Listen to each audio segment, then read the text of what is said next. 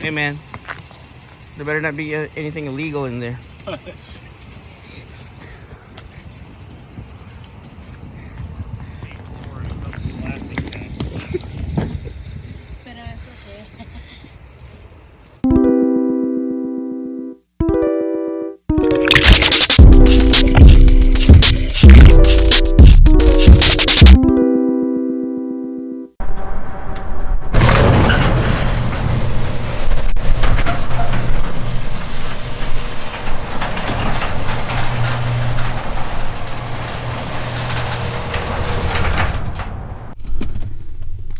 What up fam, good morning, welcome to a new video. This morning we just dropped off my sister and my brother-in-law at the airport. They're on their way to Phoenix. They actually arrived already. That was like about 4 o'clock in the morning, so that was an early start. Today we are rushing to fill up all those junior boxes, those small boxes. We call them junior boxes. When you send out this balikbayan boxes, they come in those small boxes for free, as long as they're going to the same destination. So we're rushing to fill them out because the Atlas shippers will be here in approximately probably like 15-30 minutes. So we have like about 4 of them to fill out, 5 of them to fill out. This is one of those times that hopefully they're gonna be on Filipino time, so we'll have enough time to fill it out and ship it out. Now, although we do have like about 1, 2, 3, 4, 5, 6, 7, about 10 boxes right now ready to go, we're just gonna send 5 right now on this shipping. If you've been watching our previous videos, we cap it at 5 just to be under the radar from customs, even though it is personal effects, because we're returning balikbayans when we move to the Philippines. It doesn't really matter. We don't want to be flagged at the customs on there and risk having something missing in our boxes. So today we're going to talk about containers as well, what we found out about our research on containers, as well as which container or shipping companies we're going to go with. We kind of narrowed it down. We're still debating a little bit, but we have an idea on who we're going to go with, and see what we're comfortable with in terms of sending containers. You might be surprised on like how they price these containers, depending on what size and type of container. Is it full container or partial container and all that stuff? So stay tuned for that.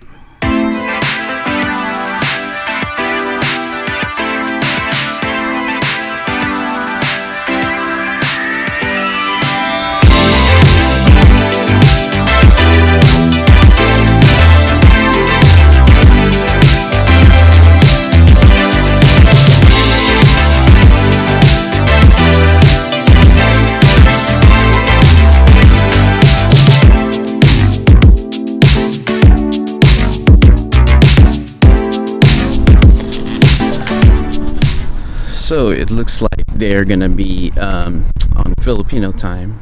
Well, kinda. It's 11:11. The pickup time is 10 to 12, I believe. So we're just waiting for them. So container update for you guys. So we have inquired with 3 common shipping companies. It was Atlas, Manila Forwarders, Manila Box, I believe. Either way, from what we've been finding out, people that you contact is usually brokers for those shipping companies. Those are the ones that we picked because I'm pretty sure they are experienced on how Philippine customs and taxes and all that stuff are being handled.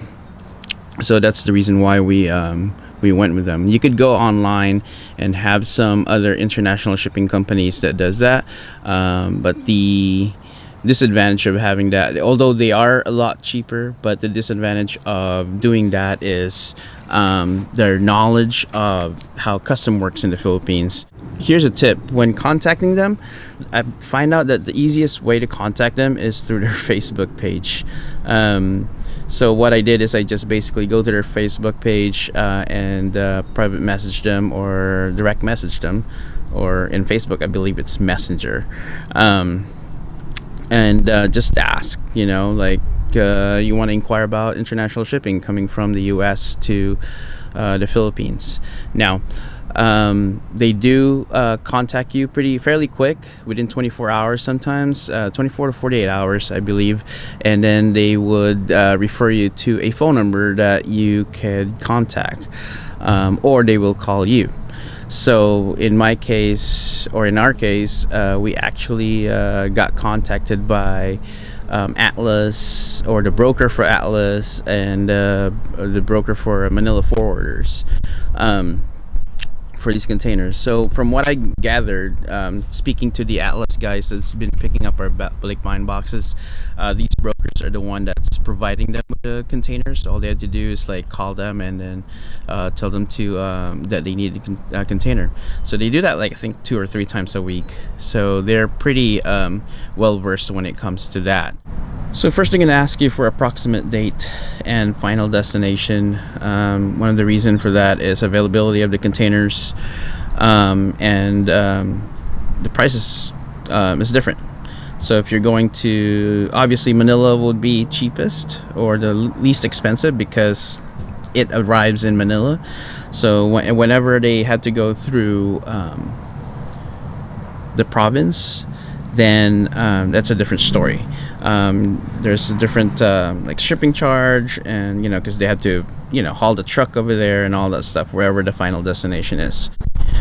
So the other thing is container size is different, pricing obviously, but the interesting thing about that is the way they priced it. So think about it like this. So remember, if you guys go to like a movie theater, or if you go to like a McDonald's or something like that, when they say like, oh, for 25 cents more you could go for a large. So it's very similar to containers as well, because so with partial is the most expensive because they charge you per cubic foot, and it's usually like double the pricing compared to a full container with a 20 or 40. For a little bit more you could go from a 20 to 40 for just a little bit more. So you're kind of like in the fringe of like, maybe I could bring more stuff to the Philippines. Now you got to remember one thing that you want to make sure is when you're doing these containers, you have to realize how big this 20-footer containers are, and then how much bigger is the 40-footer. Yes, you could look at it as as numbers, but when you see them physically, it's a huge difference. And the disadvantage of doing this is on a full container is most likely you're gonna end up bringing junk over there. So just keep that in mind. We decided to do partial. Yes, it is more expensive for partial, but it basically brings us to making sure that we're only bringing the necessities. We're not bringing junk stuff. So mainly the stuff that we're gonna put in a container are odd sizes and like really heavy stuff. For example, bicycles, our bikes. We have like five bikes that we're shipping. The golf clubs, because they don't ship, I just found this out, they don't ship golf clubs internationally. So I had to put it in a container.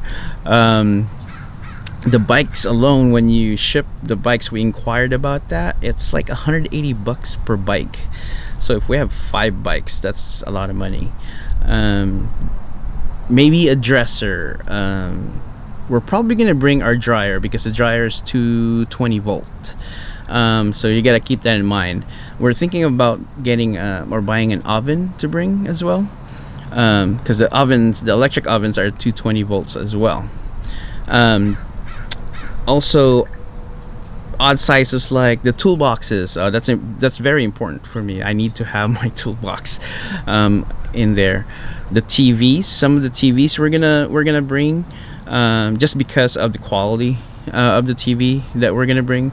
So it's not a problem getting a converter box to convert the 110 to 220 volt over there, or 240 volt in the Philippines. So those are the main thing that we're gonna bring.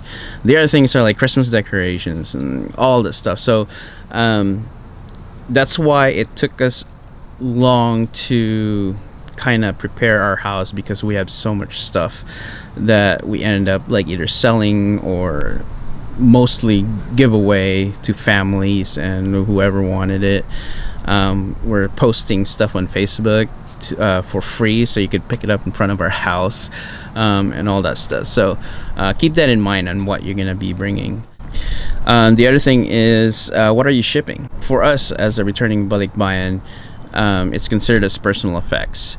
The reason why they ask that is because for commercial ones, there's some people that are buying and selling, so they buy stuff here and then they're selling it over there. I think there's tax implication. I'm not sure about that, so comment down below if you guys know what the implication was between personal effect and commercial. I think it is the tax that they charge you from the port when it reach Philippines.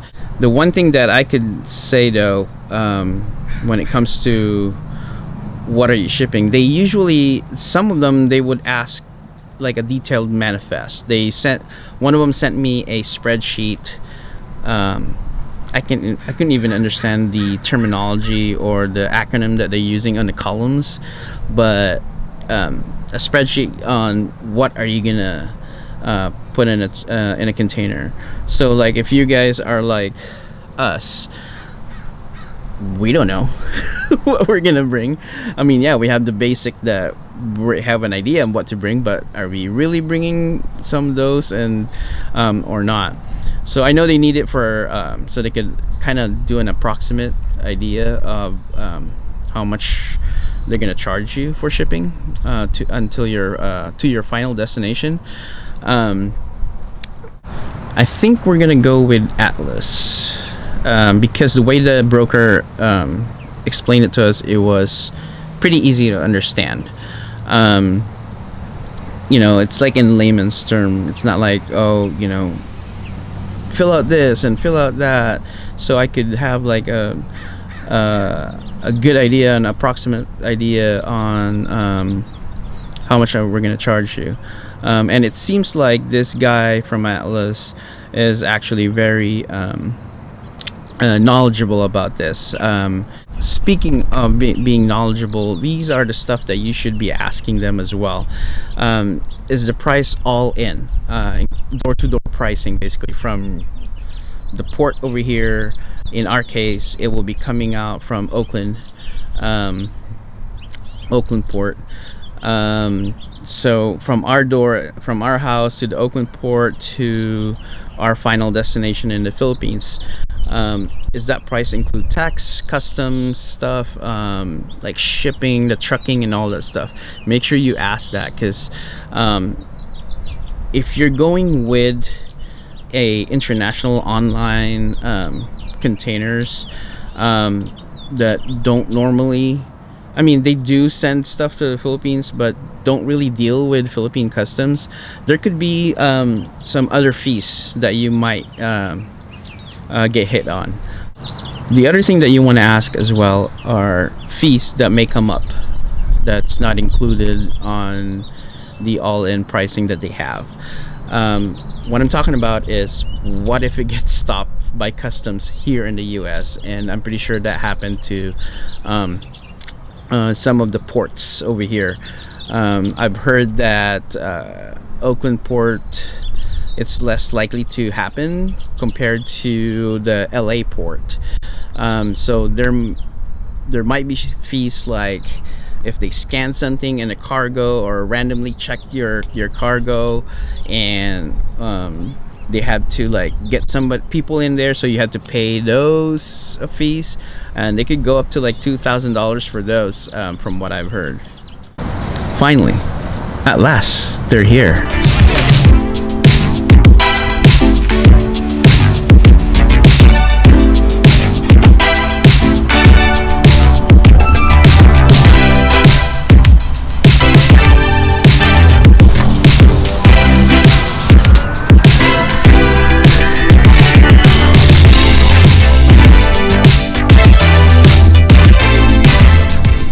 So where was I? So you got to ask them about insurance information. What does it cover? Does it cover if the ship sinks? Usually it covers everything, but broken and damaged pieces. That's because you load it yourself. The other thing too is that you should be asking them is their contact info. It's very important, because wherever you are, like let's say you went to the Philippines already and you have a question about the shipping.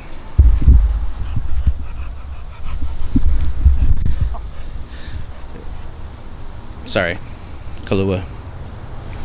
So if you have a question about shipping, at least you have their contact info, and you could ask them about that, especially when it comes to like customs and releasing it in the port in Manila. So takeaways from that conversation that we've been having with the shippers are that we're loading it ourselves, so we gotta make sure that we strategize on how we're gonna load it. So what we're gonna do is actually we're gonna clear out stuff in the garage, tape up like a floor plan on there on how much we're probably gonna take. We're probably gonna take like about 5 feet of the container. So containers are usually 8 feet high and 8 feet width wise. So that's what we're gonna base it on, and then we're probably gonna start staging it in our garage before we order the container. And the reason for that is you want to make sure that you know where everything is gonna go, and not think about it when the container is there, because you have a time limit on how long you're gonna have the container there to be loaded. So like for example, for Atlas, they're giving us 2 hours, I believe, for container to fill. There's some that are the Manila forwarders is only giving us an hour, and then it's about $150 extra for another hour. So you gotta see and kind of have an idea on how you plan on loading this container. And don't forget, the container is about 4 feet high off the ground, so be prepared for that as well. So if you're gonna have like heavy stuff like toolboxes or like dressers or dryers and stuff like that, make sure that you have a way to lift it 4 feet high and load it in a container. The other thing that we're doing is we're gonna get some tie downs, those ratcheting ones. So we're gonna tie it down to the inside that container. I'm pretty sure the container would have like some hooks, like some holes where we could hook on those tie down, or we'll figure out a way, make sure that we tie it down. We're also gonna get like a bright orange, because go Giants, bright orange duct tape, and that's not to tape up stuff, but to mark everything that we have in that container. So with Atlas, what we found out is like, once if you're doing a partial, you load up your portion of the container, and then you not box it in, but they put like a plywood, so it separates your stuff in there. We've also talked to some people that, you know, there's still a chance that your box could go missing or your stuff could go missing. That's the reason why we're marking all our stuff. That way we kind of account for it. Now, speaking about going missing, it's also important if you're doing a full trailer or actually even partial, is to manifest what you put inside the container. Make sure you map it out, which part of the container is it gonna go to, because if you don't map it out and then let's say it got stopped in customs or whatnot, they have to like look for whatever they're gonna be looking for in there. But if they have like a map, at least they have like an easier way to kind of get to whatever item they want to inspect. The other thing too is, like, if you put it in a box or in a bin, make sure that you actually have an itemized detail on what's inside those boxes and bins. It will help not only you, also help customs if they need to look at it. Maybe they won't open it because it's itemized. So that's one thing that we're trying to do as well. So that's our plan strategy on how we're going to do the container. Hope that helped you guys. Comment down below if you guys actually have experienced this before, and if you have any suggestions, especially going into the Philippines. I know the customs are different over there, and taxes are different over there, how they calculate it.